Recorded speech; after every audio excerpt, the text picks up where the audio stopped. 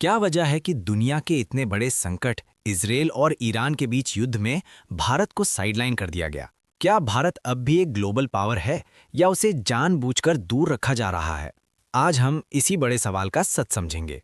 इस समय पाकिस्तान में एक हाई लेवल मीटिंग चल रही है जहां ईरान का प्रतिनिधिमंडल और अमेरिका के उपराष्ट्रपति जेडी वैंस बातचीत के लिए पहुंच रहे हैं। इसका मकसद है युद्ध विराम यानी सीज फायर और आगे बढ़ते संघर्ष को रोकना। लेकिन यहाँ सबसे बड़ा सवाल है, भारत कहाँ है? भारत हमेशा से एक बैलेंस्ड फॉरेन पॉलिसी अपनाता आया है। भारत के अच्छे संबंध हैं इजरायल के साथ, ईरान के साथ। लेकिन यही संतुलन इस बार कमजोरी बन गया, क्योंकि मध्यस्थ बनने के लिए आपको एक साइड पर झुकाव दिखाना पड़ता है और भारत ऐसा नहीं करना चाहता। अगर भारत इस विवाद में कूदता तो उसे एक पक्ष चुनना पड़ता, जिससे दूसरे देश के साथ रिश्ते खराब हो सकते थे। उदाहरण के लिए, भारत को तेल की जरूरत है, ईरान से संबंध जरूरी, सुरक्षा और टेक्नोलॉजी, इजरायल से सहयोग जरूरी। इसलिए भारत ने लो प्रोफाइल डिप्लोमेसी चुनी। अब सबसे बड़ा ट्विस्ट ये बना है पाकिस्तान। क्यों? अमेरिका और पाकिस्तान के पुराने संबंध, भौगोलिक स्थिति यानी मिडिल ईस्ट के पास होना और तुरंत बातचीत के लिए उपलब्ध मंच। लेकिन भारत और पाकिस्तान के रिश्ते तनावपूर्ण हैं, इसलिए भारत को इस प्रक्रिया में शामिल करना मुश्किल था। लेकिन क्या सिर्फ यही कारण है या इसके पीछे और भी बड़ी भू राजनीतिक गेम चल रही है? दुनिया की बड़ी ताकतें यूनाइटेड स्टेट्स, चाइना ये तय करती हैं कि कौन मध्यस्थ बनेगा।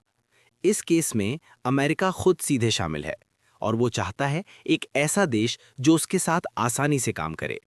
इसीलिए पाकिस्तान को चुना गया।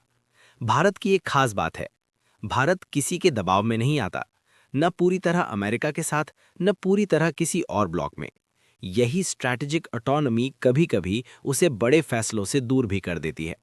भारत की डिप्लोमेसी अलग है। भारत शांति और बातचीत को सपोर्ट करता है, लेकिन पर्दे के पीछे काम करता है, खुलकर मध्यस्थता कम करता है। जबकि अमेरिका और पश्चिमी देश सीधे सामने आकर भूमिका निभाते हैं। सच्चाई ये है कि भारत को बाहर नहीं किया गया, बल्कि भारत ने खुद दूरी बनाए रखी, क्योंकि अपने हित यानी नेशनल इंटरेस्ट, ऊर्जा सुरक्षा और अंतर्राष्ट्रीय संतुलन ये ज्यादा जरूरी हैं। तो सवाल ये नहीं है कि भारत को शामिल क्यों नहीं किया गया। असली सवाल ये है कि क्या भारत सही समय का इंतजार कर रहा है, क्योंकि जब भारत मैदान में उतरता है तो खेल बदल जाता है। अगर आपको ये विश्लेषण पसंद आया तो वीडियो को लाइक करें, शेयर करें और चैनल को सब्सक्राइब जरूर करें, क्योंकि यहाँ आपको मिलती है सबसे सटीक और आसान भाषा में ग्लोबल खबरें। धन्यवाद।